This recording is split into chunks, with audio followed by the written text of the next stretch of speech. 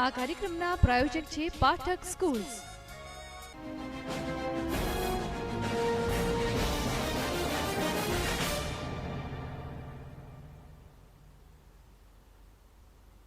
નમસ્કાર, હું Kulin news and વ્યૂઝમાં આપનું સ્વાગત કરું છું. દિવાળી પર્વના 5 દિવસો જ્યારથી શરૂ થાય છે એ દિવસ છે ધનતેરસ. આજે રાજકોટ સહિત સૌરાષ્ટ્રની સોનાની બજારોમાં સોના ચાંદીની ખરીદી માટે મોટી સંખ્યામાં લોકો ઉમટી પડ્યા હતા. ત્યારે આ વર્ષે સોની વેપારીઓ દ્વારા ગ્રાહકોને આકર્ષવા માટે ખાસ સ્કીમ પણ આપવામાં આવી હતી. આ ઉપરાંત આજના દિવસે ધન્વંતરી પૂજનનું પણ અનેરું મહત્વ રહેલું છે. તો આ વિશે વાત કરીશું અને આપના અભિપ્રાય પણ લઈશું, પરંતુ સૌથી પહેલા જોઈએ આ રિપોર્ટ. ધનતેરસનો પર્વ. દિવાળી પર્વના શુભ દિન કહેવાતા 5 દિવસો જ્યારથી શરૂ થાય છે એ દિવસ છે ધનતેરસ. આજે રાજકોટ સહિત સૌરાષ્ટ્રની સોની બજારોમાં સોના ચાંદીની ખરીદી માટે મોટી સંખ્યામાં લોકો ઉમટી પડ્યા હતા. આ વર્ષે સોની વેપારીઓ દ્વારા ગ્રાહકોને આકર્ષવા માટે ખાસ સ્કીમ પણ આપવામાં આવી હતી. આજના દિવસે ધન્વંતરીનું પૂજન મહત્વ. કહેવાય છે કે ધનતેરસના દિવસે દેવદાનવોના સમુદ્ર મંથનમાંથી માતા લક્ષ્મી અને ભગવાન ધન્વંતરી પ્રગટ થયા હતા. આ દિવસે એટલા જ વૈદ ડોક્ટરો દ્વારા સામૂહિક અને વ્યક્તિગત ધોરણે ભગવાન ધન્વંતરીનું પૂજન કરવામાં આવે છે અને નવા વર્ષ માટે સૌની સ્વાસ્થ્યની કામના કરવામાં આવે છે. ભગવાન ધન્વંતરીને નારાયણ વિષ્ણુનું જ એક સ્વરૂપ માનવામાં આવે છે. ધનતેરસના દિવસે સોના કરતા વધુ પિત્તળની ખરીદીને શુભ માનવામાં આવે છે. પિત્તળની ખરીદીનું અનેરું મહત્વ. ધનતેરસે ખરીદેલી વસ્તુ લાંબો સમય ચાલે છે અને શુભ ફળ આપતી હોવાનું માનવામાં આવે છે. આ દિવસે પિત્તળ ખરીદવામાં આવે તો તેનું 13 ગણું ફળ મળે છે. ઉલ્લેખનીય છે કે પિત્તળની ધાતુ તાંબુ અને જસતના મિશ્રણમાંથી બનાવવામાં આવે છે. વૈદિક ધર્મની પૂજા અર્ચનામાં પહેલેથી જ પૂજાપાઠ અને ધાર્મિક કર્મમાં પિત્તળના વાસણનો જ ઉપયોગ લેવામાં આવે છે. વાત જો મહાભારતની કરવામાં આવે તો મહાભારતમાં એક પ્રસંગ આલેખાયેલો છે. સૂર્યદેવે દ્રૌપદીને પિત્તળનું અક્ષય પાત્ર વરદાન રૂપે આપ્યું હતું. તેની વિશેષતા એ હતી કે દ્રૌપદી ગમે એટલી સંખ્યામાં લોકોને ભોજન કરાવે પણ ભોજન ઘટતું ન હતું. ધનતેરસે ખરીદેલી વસ્તુઓ લાંબો સમય ચાલે છે અને શુભ ફળ આપતી હોવાનું પણ માનવામાં આવે છે. ત્યારે આ દિવસે પિત્તળ ખરીદવામાં આવે તો તેનું 13 ગણું ફળ મળે છે.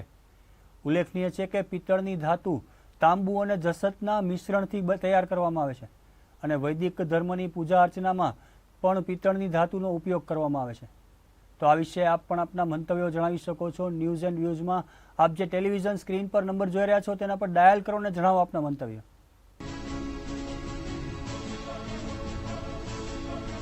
હાલ વધુ એક કોલર આપણી સાથે જોડાઈ ચૂક્યા છે. હેલો હેલો, ગુજરાત ન્યૂઝ ચેનલની મારી શુભકામનાઓ ધનતેરસની નિમિત્તે. જી, આસામ જિલ્લાના બાસવા ગામથી ભલાભાઈ ક્યારે બોલું છું. જી ભલાભાઈ, જણાવો આપનો અભિપ્રાય. ખાસ કરીને ધનતેરસ સાજે છે તો ધનતેરસ વિશે ત્યાંનો માહોલ કેવો છે?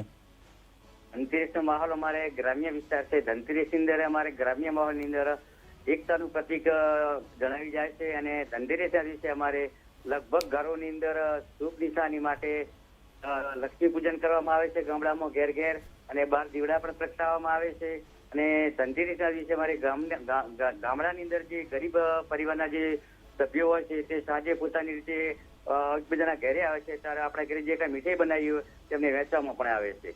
અને બીજું કે જયારે ધનતેરસના દિવસે આપણે ખરીદી કરતા હોય છે તાંબુ, પિત્તળ અને કાંસુ કે જે આપણા આયુર્વેદિક માટે શરીર માટે પણ ઘણું એક ફાયદાકારક છે અને તેનાથી પહેલા આપણા વડવાઓ ખરીદતા તેનાથી રોગ પણ થતો નથી.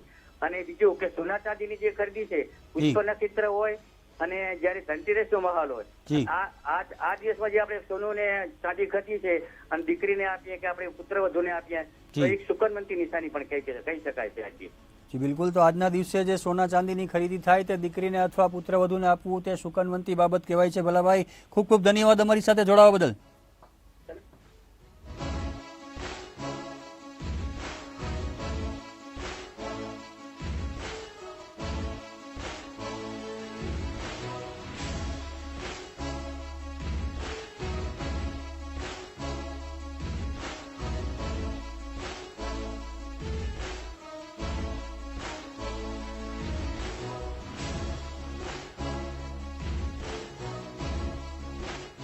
વધુ એક કોલર આપણી સાથે જોડાઈ ચૂક્યા છે. હલો,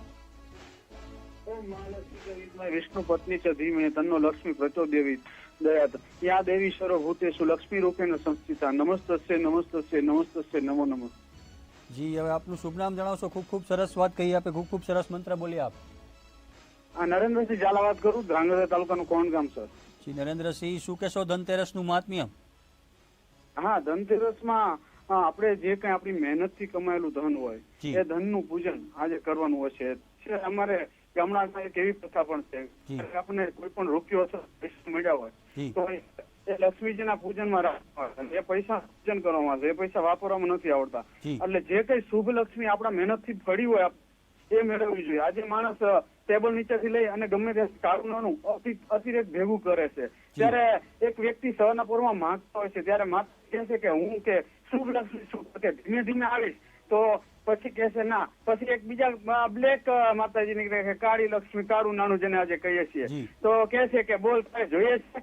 તો કે હા જોઈએ છે. અને માતાજીની વર્ષા એટલી બધી થાય છે ને ઈ વર્ષામાં ઈ એવો તો દટાઈ જાય છે કે પછી ક્યારેય બારો નથી નીકળી શકતો. ત્યારે કહે છે કે આમાંથી છૂટવા શું કરવું? ત્યારે કહે છે કે તું કારું ગાંઠનું કઈ હોય તો નાખ. તો કે મારી પાસે ગોપીચંદ એક કટકો તો કે નાખ અને તું છૂટી જઈશ. જી ધન્યવાદ નરેન્દ્રસિંહ, અમારી સાથે જોડાઈને આપના કિંમતી મંતવ્યો શેર કરવા બદલ. તો ન્યૂઝ એન્ડ વ્યૂઝમાં આજે આપણે વાત કરી રહ્યા હતા આજના પવિત્ર દિવસ ધનતેરસ વિશે. તો ધનતેરસની સાથે મહાલક્ષ્મીનો વાર મનાતો શુક્રવાર પણ આજે જ છે. આ દિવસે શ્રી મહાલક્ષ્મી અષ્ટકમ સ્તોત્ર શ્રી સૂક્તનું પઠન મહાલક્ષ્મીની કૃપા અને પ્રસન્નતા મેળવવાનો એક ઉત્તમ અવસર માનવામાં આવે છે. તો ધનતેરસ પર્વની ગુજરાત ન્યૂઝ પરિવાર તરફથી સર્વે દર્શક મિત્રોને શુભકામના સાથે ન્યૂઝ એન્ડ વ્યૂઝમાં અત્યારે બસ આટલું જ. વધુ સમાચાર માટે જોતા રહો ગુજરાત ન્યૂઝ.